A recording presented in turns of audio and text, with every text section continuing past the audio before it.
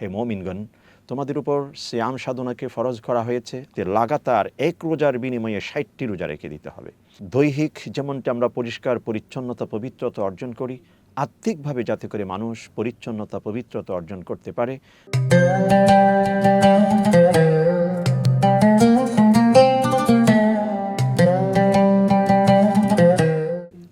আসসালামু আলাইকুম ওয়া রাহমাতুল্লাহি ওয়া বারাকাতুহু। সম্মানিত দর্শকবৃন্দ, রূপালী বাংলাদেশের বিশেষ আয়োজন হৃদয়ে রমাদান অনুষ্ঠানে আপনাদের সকলকে সাদর স্বাগতম। আপনাদের সাথে রয়েছি আমি হাফেজ মাওলানা মুফতি মোহাম্মদ দিলাওয়ার হোসেন, খতিব, বনানী সেন্ট্রাল জামে মসজিদ। সম্মানিত দর্শকবৃন্দ, আজকের এই বিশেষ আয়োজনে আপনাদের সামনে থাকছে রমজান উপলক্ষে নানাবিধ প্রশ্ন এবং তার সুন্দর সঠিক সমাধান।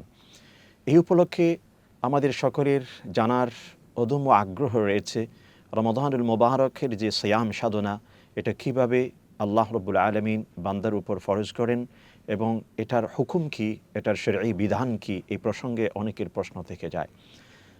আল্লাহ রাব্বুল আলামিন কোরআনে কারীমে ইরশাদ করছেন, ইয়া আইয়ুহাল্লাযীনা আমানু কুতিবা আলাইকুমুস সিয়ামু কামা কুতিবা আলাল্লাযীনা মিন ক্বাবলিকুম লাআল্লাকুম তাত্তাকুন। হে মুমিনগণ, তোমাদের উপর সিয়াম সাধনাকে ফরজ করা হয়েছে, আবশ্যক করা হয়েছে, যেমনটি তোমাদের পূর্বের যে সকল জাতি ছিলেন তাদের উপর তাদের ধর্মীয় অনুষ্ঠানের আলোকে সিয়াম সাধনাকে ফরজ করা হয়েছিল।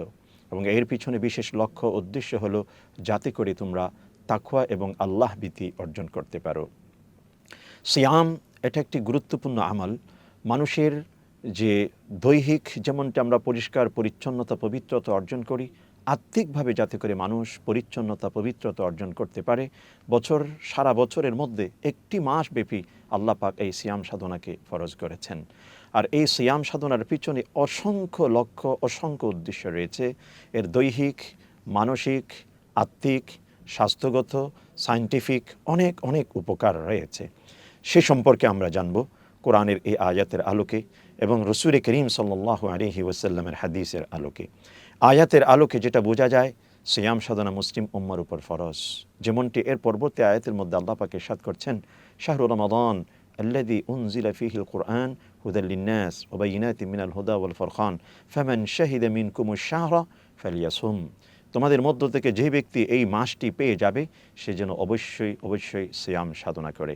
এই সিয়াম এটা ফরজে আইন, প্রতিটি ব্যক্তির উপর ফরজে আইন। কোনো ব্যক্তি যদি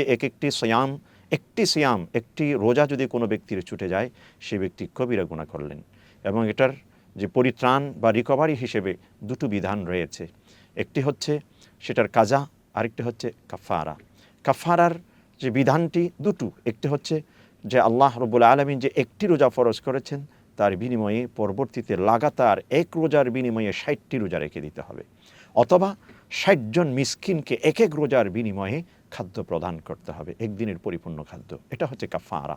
হ্যাঁ, যদি কোনো ব্যক্তি অসুস্থ থাকে, কোনো ব্যক্তি সফরে থাকে, আল্লাহ পাক তার জন্য শিথিল করেছেন, সুযোগ রেখেছেন, অবকাশ রেখেছেন, সে ব্যক্তি পরবর্তীতে এই এক রোজার বিনিময়ে এক রোজা রেখে দিবেন, অথবা অসুস্থতার কারণে যদি রোজা রাখতে না পারে তাহলে এক রোজার বিনিময়ে তিনি একজন মিসকিনকে খাদ্য প্রদান করবেন।